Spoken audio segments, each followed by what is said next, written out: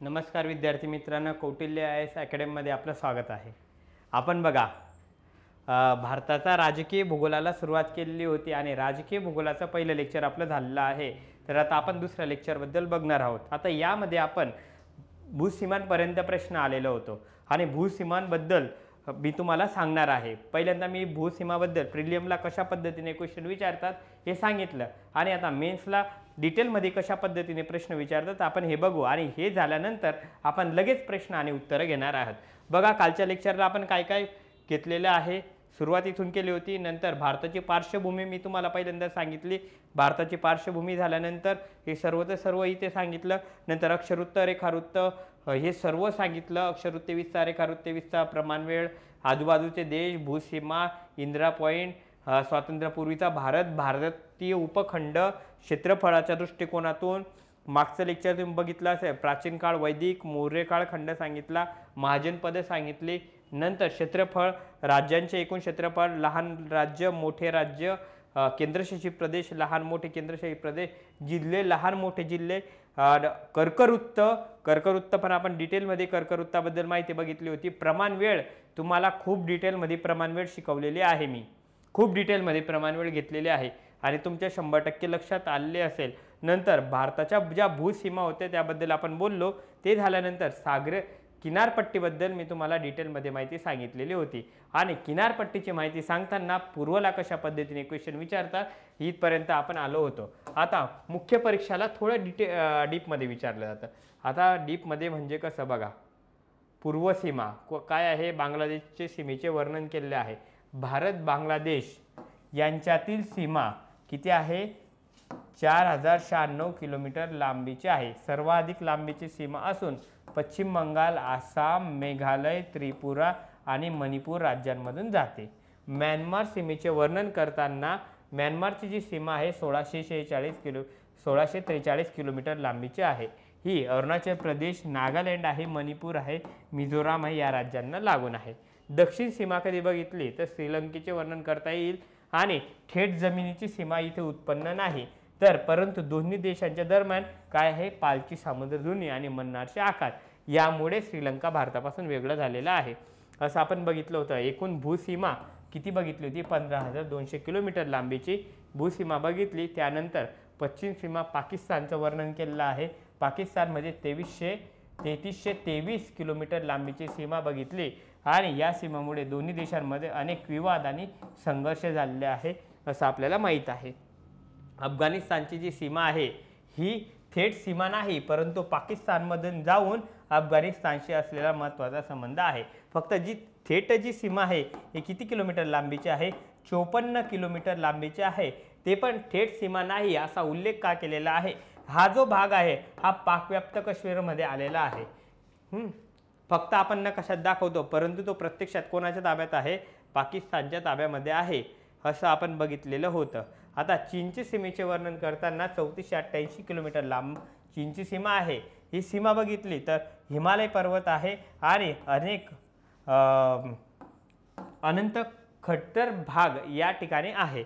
हिमालय पर्वत कधी बघितला तर हिमालयाचे 3 भाग पडतात, इथे शिवालिक टेकड्या आहे, इथे मध्य हिमालय आहे आणि ते उंच हिमालय आहे किंवा हिमाद्री आहे असं। आणि ते झाल्यानंतर इथे पंजाब आणि काश्मीर हिमालय आहे, इथे कुमाऊ हिमालय आहे, इथे मध्य हिमालय आहे किंवा आपण दार्जिलिंग हिमालय म्हणतो, नेपाळ हिमालय याला म्हणतो आणि इथे पूर्व हिमालय किंवा याला आसाम हिमालय असं म्हणतो। म्हणजे ह्या भागांमध्ये भारत आणि चीनची सीमा आलेली आहे। नेपाळचंही तसंच आहे, नेपाळ हिमालयाच्या भागामध्ये आलेले आहे आणि सीमा 1770 किलोमीटर लांबीची आहे। सीमा प्रामुख्याने भारताच्या उत्तर भागाला जोडलेली आहे, खुली सीमा म्हणून ओळखली जाते नेपाळची। पुढे अशा पद्धतीने आपण सीमेंबद्दलचं वर्णन बघितलं। सागरी सीमेन भागात महत्त्वाच्या संकल्पना, भूप्रादेशिक सीमा बघू। मुख्य किनारपट्टीपासून म्हणजे भारताची मुख्य किनारपट्टी, उदाहरणार्थ ही भारताची मुख्य किनारपट्टी आहे। ह्या किनारपट्टीपासून हा जो भाग आहे 12 नॉटिकल मैल या भागापर्यंत भूप्रादेशिक समुद्र क्षेत्र आपलं असतं। 12 नॉटिकल मैल म्हणजे किती किलोमीटर आलं, 21.9 किलोमीटर म्हणजे जवळजवळ 22 किलोमीटरच्या सीमा भारताची भूप्रादेशिक समुद्र क्षेत्र आहे। लक्षात ठेवायचं आहे. भारताचं भूप्रादेशिक समुद्र क्षेत्र किती किलोमीटर आहे? 21.9 किलोमीटर म्हणजे 12 नॉटिकल मैल. आणि सलग क्षेत्र कधी बघितलं तर मुख्य किनारपट्टीपासून 24 नॉटिकल मैलापर्यंत जे असतं त्याला सलग क्षेत्र म्हणतात. फक्त सलग क्षेत्र आणि सलग क्षेत्रामध्ये काय काय अधिकार महत्त्वाचे आहे हे इथे लक्षात ठेवा. बघा, देशाला राजकोषीय अधिकार आहे, उत्पादनात शुल्क आकारण्याचे अधिकार आहे, स्वच्छता आहे, जलांतरण संदर्भात अधिकार आहे. उत्पादन शुल्क आकारण्याचा म्हणजे कसं आहे की आता इथे पाकिस्तानची जहाज आहे, पाकिस्तानची जहाज कधी भारताच्या जलभागातून कधी जात असेल तर आपण यावर म्हणजे यावर आपण शुल्क आकारू शकतो की आपल्या भागातून जात आहे म्हणून, किंवा श्रीलंकेची जहाज भारतातून जात असले तर यावरून आपण शुल्क आकारू शकतो. हे लक्षात ठेवायचं आहे. म्हणून याला काय म्हणतात? सलग क्षेत्र किती नॉटिकल मैलापर्यंत आहे? 24 नॉटिकल मैलापर्यंत भारताच्या मुख्य किनारपट्टीपासून सलग क्षेत्र आहे. आणि संपूर्ण आर्थिक क्षेत्र 200 नॉटिकल मैलापर्यंत येतं. संपूर्ण देशाला संपूर्ण आर्थिक क्षेत्र असे म्हणतात. 200 नॉटिकल मैलापर्यंत जे असतं. इथे देशाला सर्वेक्षण येतं, उत्खनन येतं, संवर्धन येतं, संशोधनाचे अधिकार येतं. या विभाजनामुळे United Nation Convention of the Law Sea यांनी केलेले आहे. आता हे आपलं जे आहे ते मित्रांनो, इथे प्रश्न लिहिताना डिटेलमध्ये प्रश्न असा लिहायचा आहे की भारताचे जे सलग क्षेत्र आहे, किनारपट्टीचे क्षेत्र आहे, आपण असंही लिहू शकतो भारताच्या किनारपट्टीचे वर्णन करा. किनारपट्टीचे वर्णन करताना मी तुम्हाला 9 घटक राज्य सांगितले, 4 केंद्रशासित प्रदेश सांगितलं.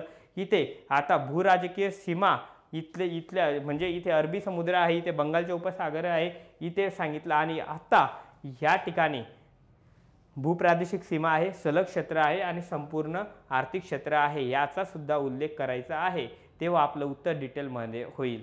आताचं राज्य कधी बघितलं तर अशा एकूण असे 28 घटक राज्य आहे आणि भारतातले केंद्रशासित 8 केंद्रशासित प्रदेश आहे. आता एक भारत, आपला भारत बघू. आता आपण संपूर्ण भारत बघू. इथे बघा, इथे महाराष्ट्र आहे, इथे मुंबई त्याची राजधानी, इथे गुजरात आहे, गांधीनगर राजधानी आहे, राजस्थान आहे, जयपूर राजधानी आहे, इथे पंजाब आहे, हरियाणा आहे, चंदीगड राजधानी आहे, दिल्ली आहे, दिल्लीची राजधानी नवी दिल्लीच आहे, उत्तराखंडची राजधानी डेहराडून आहे, हिमाचल प्रदेशची राजधानी शिमला आहे, जम्मू काश्मीरची श्रीनगर आहे, उत्तर प्रदेशची लखनौ आहे, बिहारची पाटणा आहे. मी कशा पद्धतीने पेन चालवत आहे ते व्यवस्थित लक्ष द्यायचं आहे माझ्याकडे. एक राज्य आपण असं बघत जात आहोत.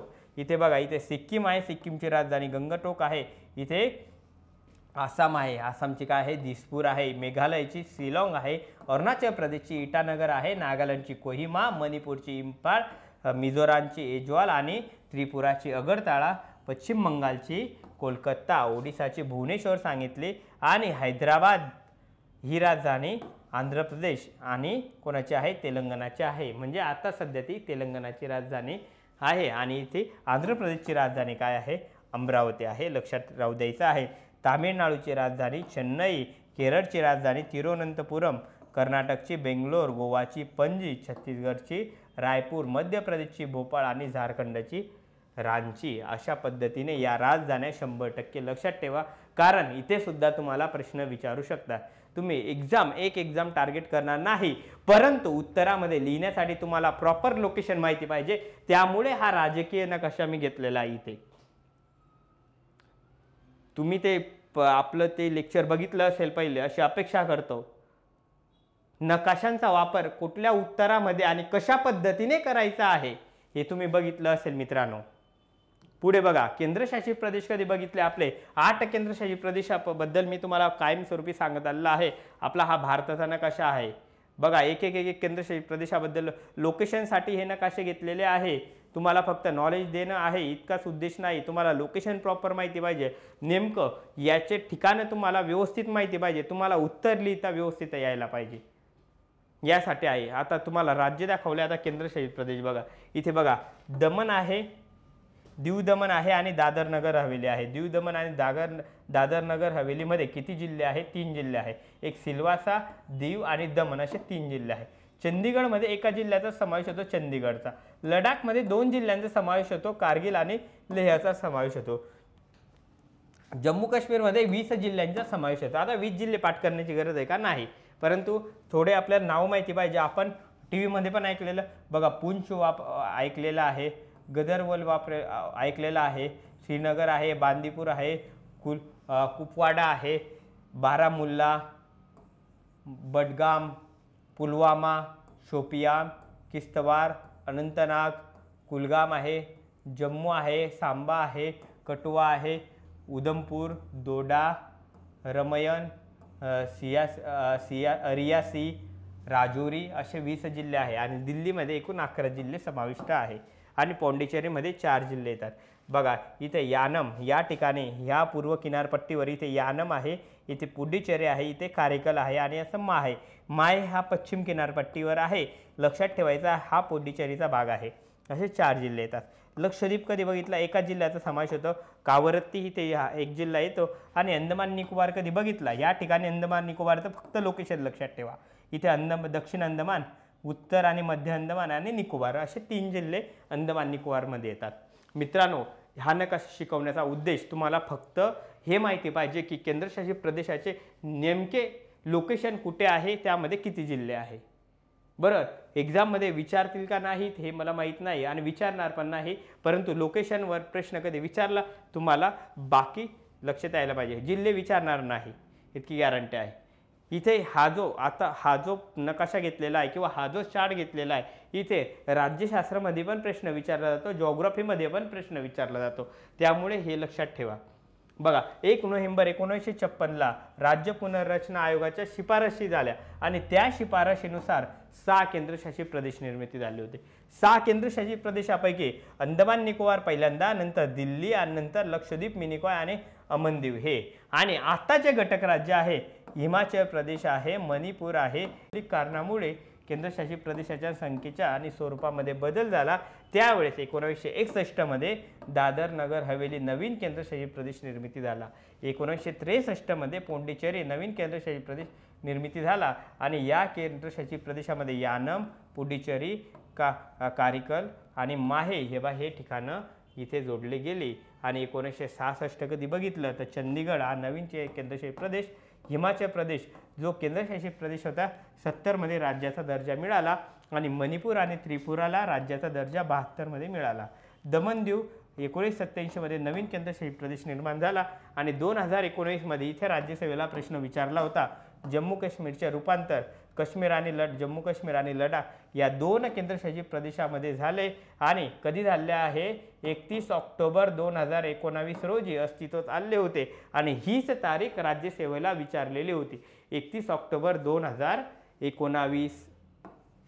आणि म्हणून 29 घटक राज्याचे किती घटक राज्य झाले 28 घटक राज्य झाले आणि 2019 मध्ये दादर नगर हवेली व दमण-दीव या वेगवेगळ्या केंद्रशासित प्रदेशाचा एकच केंद्रशासित प्रदेश निर्मिती झाला आणि राष्ट्रपती यांनी मान्यता दिली. 26 जानेवारी 2020ला हा केंद्रशासित प्रदेश अस्तित्वात आलेला आहे. असे 8 केंद्रशासित प्रदेशाबद्दल मी तुम्हाला इथे सांगितलं. इथे प्रॉपर लक्षात ठेवा. पॉलिटीमध्ये प्रश्न विचारला जातो, जिओग्राफीमध्ये विचारला तर तुम्हाला हे माहिती पाहिजे. प्रिलियमला विचारू शकता फक्त इथे जिओग्राफीमध्ये. जुळे शहरांवर प्रश्न विचारले जातात. जुळे शहरं कोणकोणती आहे? जुळे शहर बघा गुजरातमध्ये नाव घेताना आपण असं देतो अहमदाबाद गांधीनगर, हैदराबाद सिकंदराबाद, विजयवाडा गुंटूर, एर्नाकुलम कोची केरळमधले आहे, ओडिशामध्ये भुवनेश्वर कटक, हुबळी धारवाड कर्नाटकमध्ये, मुंबई नवी मुंबई ठाणे हे जुळे शहरे आहे, पुणे आणि पिंपरी चिंचवड महाराष्ट्रामधले ही जुळे शहरे आहे, पश्चिम बंगालमध्ये कोलकाता आणि हावडा, तामिळनाडूमध्ये कोणकोणते आहे तिरुनेलवेली आणि पलायकोट्टाई आणि छत्तीसगडमध्ये दुर्गा आणि भिलाई असे ही जुळे शहरे आहे. मित्रांनो इथे आपला राजकीय भूगोल म्हणजे तुम्हाला फक्त इथे भारत काय आहे हा सांगण्याचा उद्देशासाठी आपण राजकीय भूगोल घेता. पुस्तकांमध्ये तुम्ही इतर पुस्तकांमध्ये कधी बघाल कोणतंही पुस्तक बघा मार्केटमध्ये इतकं डिटेलमध्ये दिलेलं नाही, कुठल्याच पुस्तकामध्ये दिलेलं नाही. तुम्हाला इथे फक्त ह्या लेक्चरमध्ये फक्त तुम्हाला इतकं समजलं असेल आपला भारत असा आहे. अजून आता आपण जे शिकवायला सुरुवात करू आता मी यावर प्रश्न घेणार आहे. जे पुढे आपण जे शिकवायला सुरुवात करू तिथून आपला खरं भूगोल हा विषय आपला तिथून चालू होणार आहे. लक्षात ठेवायचं आहे.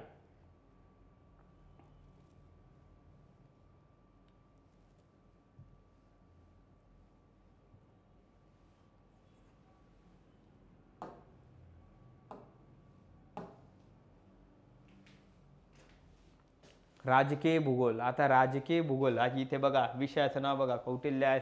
भारताच्या राजकीय भूगोलावर UPSC आणि MPSC मध्ये सराव प्रश्न. इथे मी तुम्हाला सराव प्रश्न दिलेले आहे. हे सराव प्रश्न आता आपण एक एक बघू.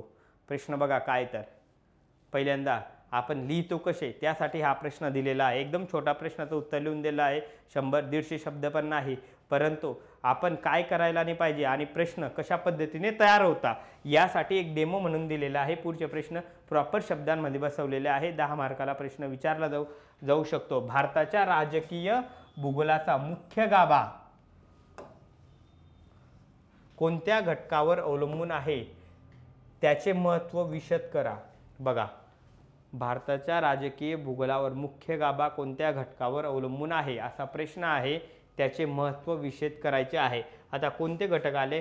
राजकीय भूगोलावर विविध भौगोलिक, सांस्कृतिक, आर्थिक, प्रशासकीय घटकांवर अवलंबून आहे.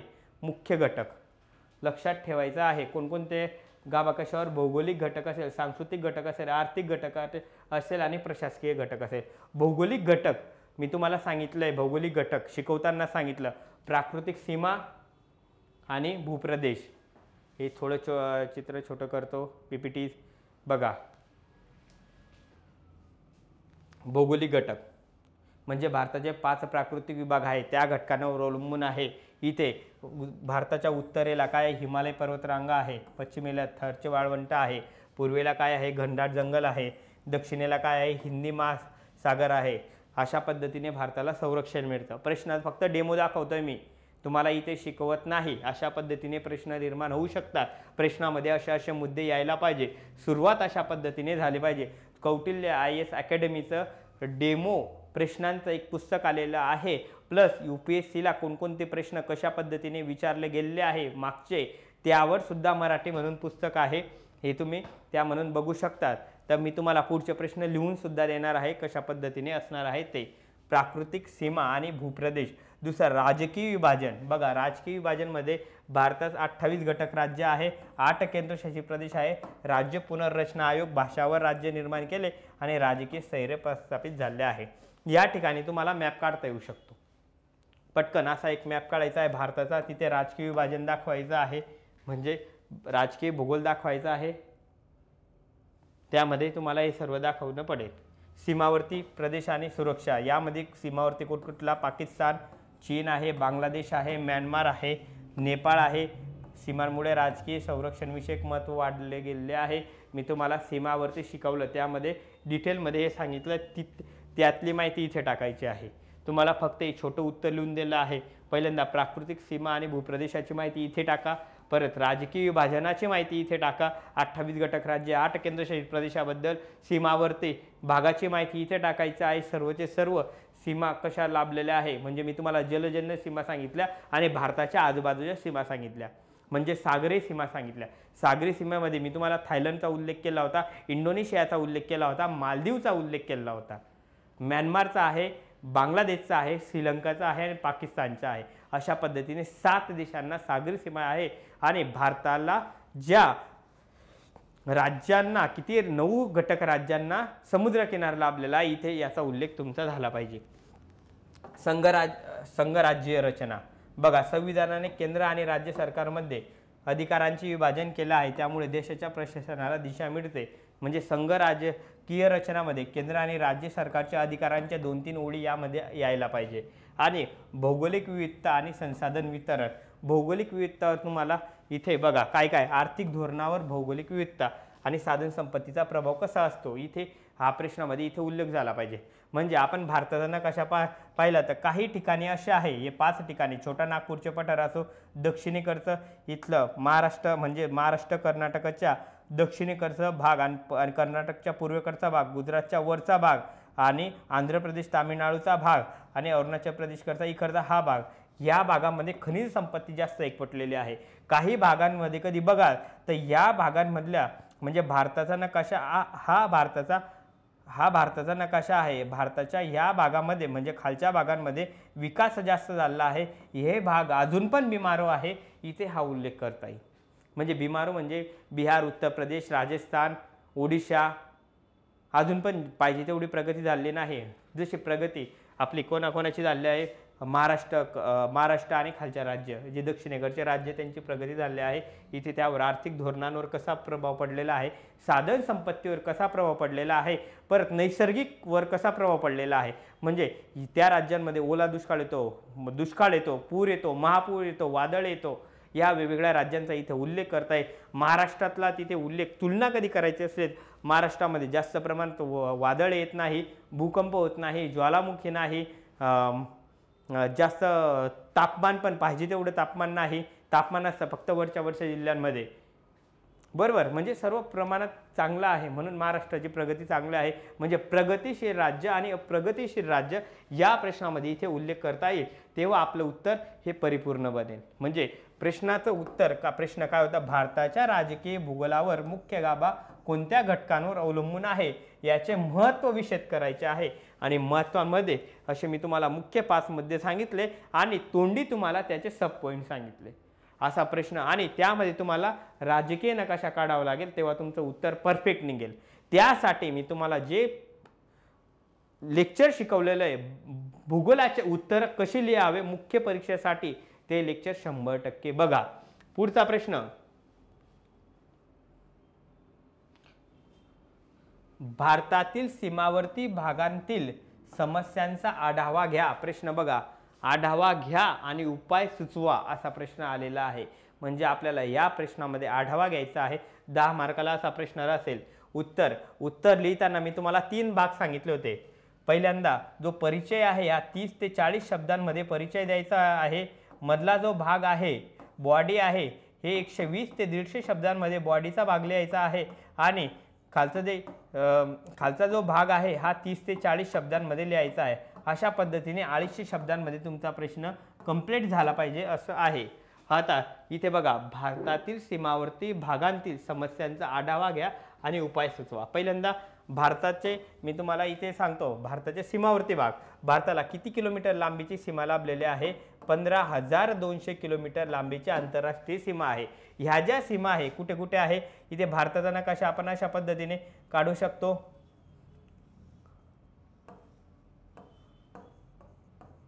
बरोबर, 30 सेकंदाच्या आत तुम्हाला सांगितलं होतं काढायचं आहे। या ठिकाणी पाकिस्तान आहे, इथे अफगाणिस्तान आहे, इथे नेपाळ आहे, इथे भूतान आहे, इथे चीन आहे, इथे म्यानमार आहे, इथे बांगलादेश आहे, आणि पालची समुद्रधुनी मन्नारच्या आखत, त्यामुळे श्रीलंका भारतापासून वेगळं झालेलं आहे। आणि इथे भूसीमा किती किलोमीटर लांबीची, 15,200 असं आपण इथे दाखवू शकतो। बघा, इथे नकाशाचा वापर अशा पद्धतीने होऊ शकतो बघा। त्यामुळे काही समस्या महत्त्वाच्या आहे, काही समस्या उद्भवतात बघा। काय काय सीमा आहे, सीमावाद, भारत चीनचा कायमस्वरूपी वाद आहे, भारत पाकिस्तानचा वाद, यांच्यामध्ये कायमस्वरूपी तणाव तुम्हाला बघायला मिळतात। अवैध स्थलांतर, बांगलादेश आणि म्यानमार म्हणून मोठ्या प्रमाणामध्ये अवैध स्थलांतर होतं। आता प्रश्न समजून घ्यायचा आहे, पहिल्यांदा प्रश्न नीट वाचायचा आहे, प्रश्न समजायचा आहे, प्रश्नाची मागणी काय आहे, आणि आपण उत्तर आढावा घ्यायचं सांगितलं आहे। सीमांच्या समस्यांचा आढावा घ्या असा प्रश्न आहे। मग काय काय आढावा, समस्या काय काय आहे, सीमावाद आहे, अवैध स्थलांतर आहे, अतिरेकी गट आणि घुसखोरी आहे, तस्करी आणि मानवी व्यापार आहे। आता अवैध स्थलांतर कुठल्या देशांमधून होते, बांगलादेश आणि म्यानमारमधून। सीमावाद सर्वात जास्त कुठल्या देशाचा आहे, भारत, चीन आणि भारत आणि पाकिस्तान। अतिरेकी आणि घुसखोरी कुठून होते, पाकिस्तानमधील दहशतवादी संघटना ज्या असेल, आणि ईशान्य भारतातील बंडखोरीच्या समस्या आपल्याला कायमस्वरूपी दिसतात। आणि तस्करी आणि मानव व्यापार कुठे होतो बघा, मादक पदार्थ, हत्यार, गायींची तस्करी मोठ्या प्रमाणामध्ये होते।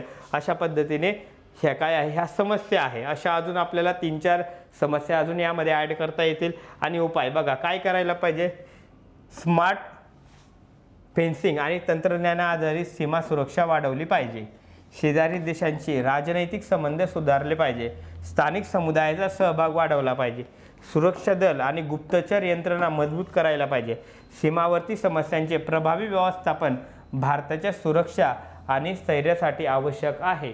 अशा पद्धतीने 10 मार्काचा प्रश्न इथे बरोबर येऊ शकतो। बरोबर,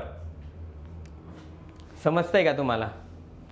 व्यवस्थित लक्षात ठेवायचा आहे। पहिला प्रश्न लिहून घ्यायचा, दुसराही प्रश्न लिहायचा आहे, उत्तर कशा पद्धतीने लिहायचं हे पण तुम्हाला सांगितलं आहे। 3 नंबरचा प्रश्न बघा, वेगळाच प्रश्न आहे, भारताच्या संघराज्यीय रचनेत भौगोलिक घटकांची भूमिका स्पष्ट करा। पहिला होता आढावा घ्या आणि इथे काय आहे भूमिका स्पष्ट करा। आता भूमिका स्पष्ट करायची आहे। भारताची संघ राजकीय रचना भौगोलिक घटकांवर मोठ्या प्रमाणावर अवलंबून आहे। मग कोणकोणते प्रमाण आहे? भाषा आणि संस्कृती पहिला, दुसरा भूप्रादेशिक पर्यावरण, तिसरा संसाधन वितरण, 4 नंबर प्रादेशिक राजकारण, अशा यावर अवलंबून आहे। मग भाषा आणि संस्कृती राज्य पुनर्रचनेत भाषिक घटका महत्त्वाचा ठरलेला होता आणि द्रविड असो, इंडो आर्यन असो, तिबेटो बर्मी असो, ऑस्ट्रो आशियाई भाषा गट यामुळे भौगोलिक विविधता आढळते। भारतामध्ये अशा पद्धतीने भौगोलिक भाषा गट विविधता आहे। कोणकोणते? द्रविडियन भाषा आहे, इंडो आर्यन भाषा आहे, तिबेटो बर्मी आहे, ऑस्ट्रो आशियाटिक भाषा गट आहे आणि भूप्रादेशिक पर्यावरणमध्ये हिमालयीन राज्यांना वेगळा विकास धोरणे लागतात आणि पश्चिम भारतातील कोरडवाहू भागामध्ये वेगळ्या धोरणांची मागणी करते। तसेच संसाधन वितरण कधी बघितलं तर कोळसा, खनिज, जलसंपत्ती असमतोल वितरण राज्यांमध्ये आहे, त्यामुळे वेगवेगळ्या पद्धतीने तणाव वाढतो। आणि पुढे प्रादेशिक राजकारण कधी बघितलं तर दक्षिण भारत असो, ईशान्य भारत असो आणि विदर्भ यासारख्या छोट्या भागांमध्ये वेगवेगळ्या राज्यांच्या मागणी भौगोलिक कारणांमुळे वाढत असतात। संघराज्य व्यवस्थापनेत तणाव दूर करण्यासाठी संतुलित विकास धोरणे महत्त्वाचे आहे। प्रश्न मी तुम्हाला इथे शिकवत व्यवस्थित सांगत नाही, इथे फक्त तुम्हाला प्रश्न दाखवत आहे आणि प्रश्न लिहायचे कसे प्रॉपर प्रश्न मी तुम्हाला इथे शिकवत नाही। ज्यावेळेस आपलं भारताचे 5 प्राकृतिक विभाग होतील, इथे मी तुम्हाला फक्त भारताची ओळख करून दिलेले आहे भारताच्या राजकीय भूगोलामध्ये। आणि आता पुढचं आपलं 5 प्राकृतिक विभागांपासून लेक्चर जे चालू होणार आहे तिथून आपले प्रॉपर एक भाग संपला, प्रश्न, दुसरा भाग संपला, प्रश्न प्रश्न प्रश्न, असे एकूण ते 5 भाग आहे। 5 भागांवर 10 क्वेश्चन आणि परत तुम्हाला प्रॅक्टिससाठी कौटिल्य आयएस तुम्हाला शीट देईल किंवा पुस्तकं देतील, त्यावरून तुम्ही व्यवस्थित सोडवायचे आहे। पुढे 4 नंबरचा प्रश्न, इथे फक्त प्रश्नांची ओळख करून घ्या। भारताच्या राजकीय सीमांचा ऐतिहासिक विकास स्पष्ट करा। बघा ऐतिहासिक विकास कसा झाला आहे? सध्याच्या राजकीय सीमांची घडण ऐतिहासिक घडामोडीवर आधारित आहे। म्हणजे 1947 ची फाळणी झाली होती, ब्रिटिश भारताची फाळणी होऊन भारत पाकिस्तान हे 2 देश निर्माण केले होते।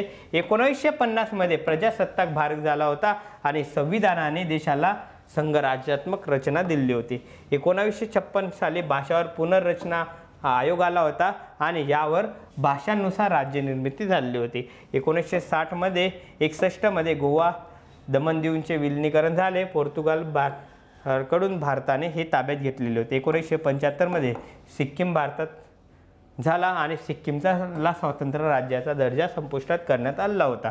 राज्यांचे सीमांचे राजकीय स्वरूप बदलण्याच्या प्रक्रियेमुळे भारताच्या एकात्मतेवर परिणाम होत गेलेला आहे।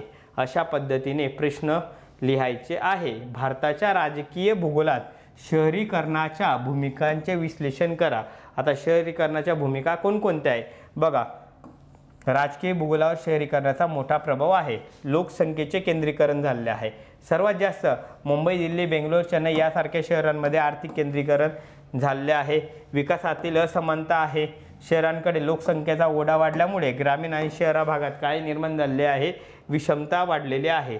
राजकीय सशक्तीकरण झाले आहे। शहरीकरणामुळे नवीन सामाजिक गट निर्माण होतात आणि जे राजकीय प्रक्रियेत महत्त्वाची भूमिका बजावत असतात।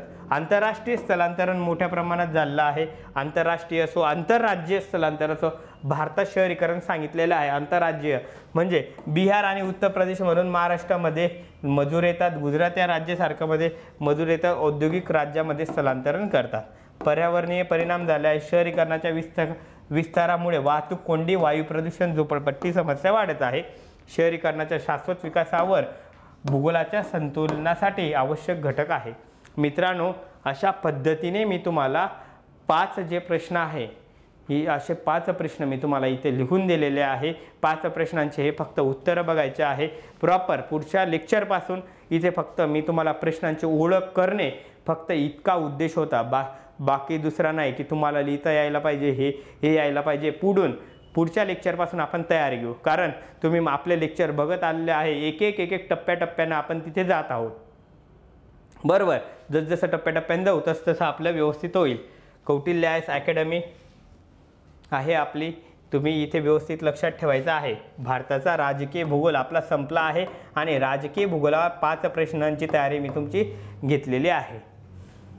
काही प्रॉब्लेम असल्यावर कॉल करायचा आहे। आपली जी ब्रँच आहे, एक ब्रँच आपली हडपसरमध्ये आहे, विठ्ठल तुपे नाट्यगृह, अजिंक्य तारा बिल्डिंग 3ऱ्या मजल्यावर, आणि दुसरी जी ब्रँच आहे ही सदाशिवपेठ बरोबर भरतनाट्यम याच्या सामने कौटिल्य आयचा बोर्ड तुम्हाला लागलेला दिसेल। काही प्रॉब्लेम आल्यावर कॉल करायचा आहे। ॲपवर असो वेबसाईटवर जाऊन बघा आपला तिथे, किंवा आपलं एक टेलिग्राम चॅनल आहे, त्या चॅनलवर तुम्हाला फोन नंबर तुम्हाला भेटून जाईल आणि 100% कॉल करा, SMS करा, प्रॉब्लेम आल्यावर सांगा। धन्यवाद मित्रांनो, भेटू आपण पुढच्या लेक्चरला।